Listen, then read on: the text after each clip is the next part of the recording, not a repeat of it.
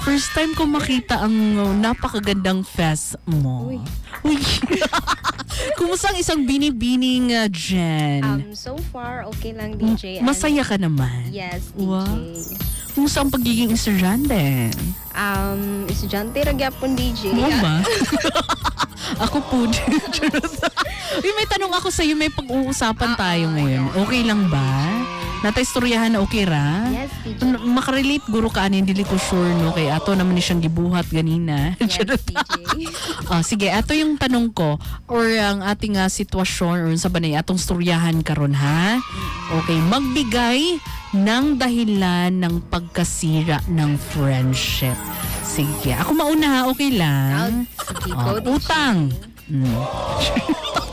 Pag may utang ka nakakasira yan ng friendship, mo agree ba ka na dyan? Yes, DJ. Diba? Sabi ko sa inyo, nakakasira talaga yung utang, yung pera na yan. True. So as much as possible, wow! Kung naay mo ana si mga pautang ako bi, so consider ana nga di lang gyud niya bayran no. Aron wala kay si tawag ana nang magsakit imong buot. So nang hula mo 100, kalimti na lang na ano ba kuil.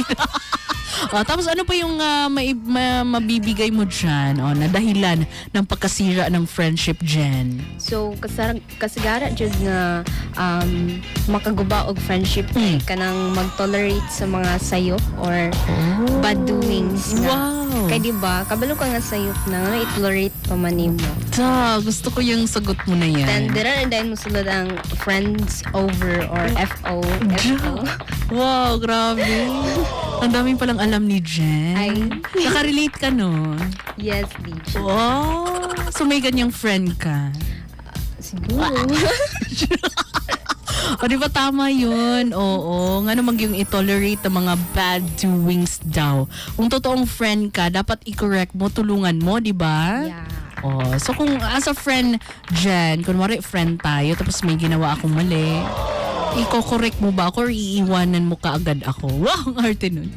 So, syempre, i-correct pa kadaan. And then, if diligent ka mo, Di na gid mada? di mada. Bye, Tara ana? na, bye. Gusto ko yan. Gusto ko yung sagot na yan. Pang miss you. Ay. Miss you, idol. Diba? Tapos ano pa, may ibang dahilan pa ba kung bakit nasisira yung friendship? Isa pa po kay kanang looran siya. Ay, Loora, uy. Oo, ganang dalira ka ng mga sensitive. Yeah. Mga sensitive na tao nga, ganang gamay lang kuan, nanuod diretso. Then magpakuan pag yun, magpalambing. Sa din si, muna mag-uya. May ganyan ka din na friend? Yes. Feeling ko daghan na siya na FO sa iyang kinabuhi mo. Pag wild. Sige, thank you so much, Jen, ha. Alam ko marami pang reasons dyan. Pero sure ko excited na gid kay i-shout out kay imong yung gisulat sa Manila paper ang imong ipang shout out mo.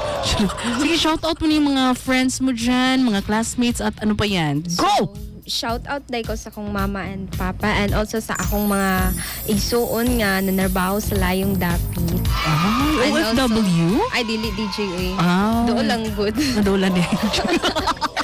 Sino pa? Sige, go. And also sa akong mga silingan and sa akong mga paryente nga to sa gawas ko.